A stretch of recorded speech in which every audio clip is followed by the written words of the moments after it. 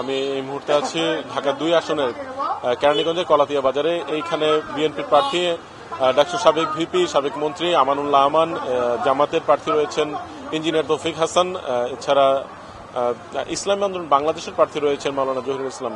আমি সকাল থেকে এই এলাকাতে আছি, বিভিন্ন এলাকা ঘুরেছি। এখানে দেখতে পেরেছি যে বিভিন্ন প্রার্থীরা বড় বড় শোডাউন করছেন, মিছিল করছেন এবং বিএনপির প্রার্থী বেগম খালেদা জিয়ার রোগ মুক্তি কামনায় তিনি একটি দোয়া ও মিলাদ মাহফিলের আয়োজন করেছেন। এছাড়া প্রত্যেকটা এলাকাতে আমরা ঘুরেছি, ভোটারদের সাথে কথা বলেছি। ভোটাররা প্রার্থীদের কাছে বিভিন্ন ধরনের প্রত্যাশা করছেন এবং তারা চাচ্ছেন যে তাদের ভাগ্যের যেন উন্নয়ন হয়, সেই ধরনের পদক্ষেপ ভবিষ্যতের এমপি প্রার্থীরা নেবেন। এছাড়া অন্যান্য নির্বাচনের সময় যে ধরনের শঙ্কা ছিল, অনেকে আমাদেরকে জানিয়েছেন যে ভোট দিতে পারেননি, ভোটের কেন্দ্রে কোনো ঝামেলা হবে কিনা। তো এই ক্ষেত্রে এবার সেই ধরনের শঙ্কা নেই। আমরা ভোটারদের সাথে কথা বলার চেষ্টা করব।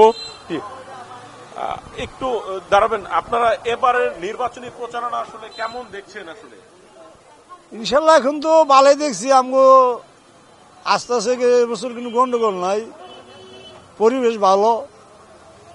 এই জামাতে ইসলাম আসে, আবার বিএনপি আসে, কিন্তু গন্ডগোল নাই, খুব ভালো। আপনারা এখানে এমপিদের কাছে আসলে কি চান? আপনাদের আসলে কি সমস্যা, তারা কোনো সমাধান করতে পারবেন কিনা? আমাদের কৃষি মানুষ, আমরা জমি মানুষের টাকা দিয়ে রাখি, আবার বছর শেষে টাকা দেওয়ার লাগে। ওই সার ওষুধের দাম বেশি, এগুলো একটু কম হইলে। আরেকজন ভোটারের কাছে যাব, জানার চেষ্টা করবো তারা আসলে কি বলছেন। এবার আসলে ভোটটা আসলে কেমন মনে হচ্ছে? আপনাদের কোনো ধরনের সমস্যা হবে কিনা? কোনো সমস্যা হবে না, ইনশাল্লাহ সুষ্ঠু নির্বাচন হবে।